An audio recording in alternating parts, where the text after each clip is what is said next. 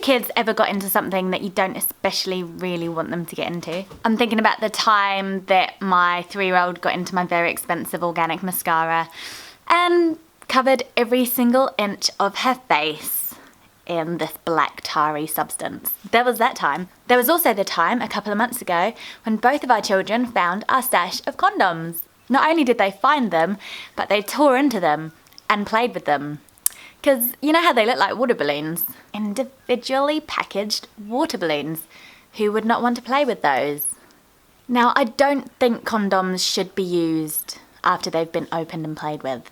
I mean, I'm a cheapskate and I would consider it, but I had a little Google. You can't do it, guys.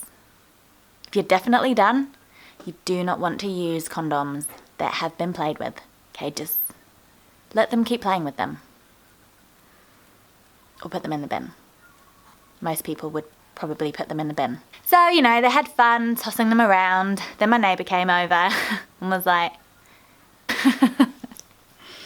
So I kind of, you know, we had a little bit of a chat, me and my children, about condoms, what they're used for, because I'm all about an open dialogue with my children. Not burdening them with information they don't need to know, but simply answering honest questions and letting them know the facts of life just as they are, simple facts about life. No big secret that you find out about when you're 9 from your friends at the park. So anyway, there'd been a little bit of learning, a little bit of playing, and I thought that was over and done with, and I carried on cooking dinner. And a little bit later, I overheard my daughter doing those voices that kids do, you know, like, I know what you mean, like kind of being characters. And I popped my head into the bathroom, and in the sink were water-filled condoms with 3 moon cups squished onto them. Moon cups are what some people use, some women use each month as a kind of sanitary product. You know, catch the blood, etc. Don't even ask why I have 3. It's because I keep losing them. How do you do that? I don't know. Yeah.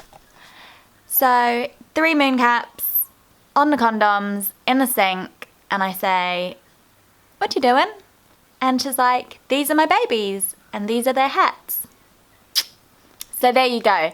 If your kid ever runs out of toys, you've always got condoms and moon caps. Make sure they're clean. Mine were clean, I promise. I washed them very well. So I don't tell you that story because I just want to talk about condoms.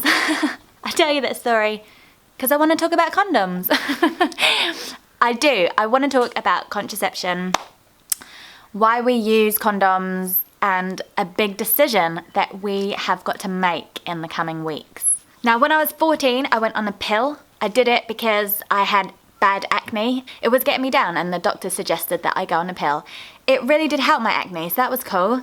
It also helped with my periods, which were really, really heavy and really hard to cope with. So I kind of thought it was a win-win thing, this pill thing. And I guess people have seen it that way for 40 years because it's changed a lot of women's lives and has been a really important part of the women's liberation movement. I really can see that. However, 10 years later, when I went to get pregnant with my husband, Tim, we were really excited about having babies.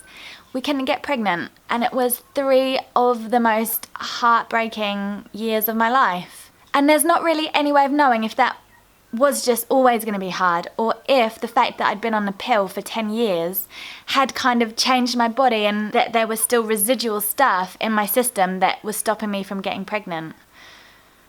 I honestly wouldn't wish that on anybody. Every single time that I bled, I would cry because it would be another missed chance for starting a baby inside, and that was my real dream and my real hope. And I just wish somebody had told me that that could happen on the pill. That if you do that to your system for so long, it might be a real challenge to make a baby for a little while afterwards. I also wish I'd been told that the period you have when you're on the pill isn't actually a period at all. It's just a complete fake thing. Your body is not doing the thing that it is meant to do every month. So on one hand, I didn't have acne and I didn't have really bad period pains and really bad swings, which I used to have when I was a teenager on my period. But what I did have was a complete lack of connection with what was going on in my body. And in recent years, as a grown woman, I'm discovering that bleeding and that whole monthly cycle is an amazing thing. And it can really connect us with our bodies if we can delve into that. I also really believe that the pill gave me a 10-year melancholy. I know that sounds crazy because nobody says that the pill is associated with mental health problems, but I was recently in a Facebook group of 3,000 women and somebody did an informal poll, so the results cannot be used, but I'm sharing them with you because I think it's really important. And she did a poll of effects of the pill, and 80% of the women in that group said that they experienced either depression or anxiety as a result of being on the pill. And I know for sure that that is what happened to me. So I didn't have those big mood swings of premenstrual hormonal stuff going on, but I did have this general sense of sadness almost the whole time that I was on the pill. Now I realise that for a lot of women, the pill has been life-changing and it has been really important. And I also realise that for a lot of women, they don't really have much choice. So I'm not arguing against the pill. I'm not saying the pill shouldn't exist. But what I'm saying is that it is vital that when women are having a conversation with their doctor about contraception, that they are given all the information.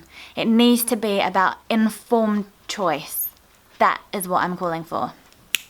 So me and Tim, we stick to condoms, although we're kind of on the verge of getting the big schnippty-snip for Tim. We've just booked our dog in for the old schnippty-snip, and we were a little bit like, do you do a 2-for-1?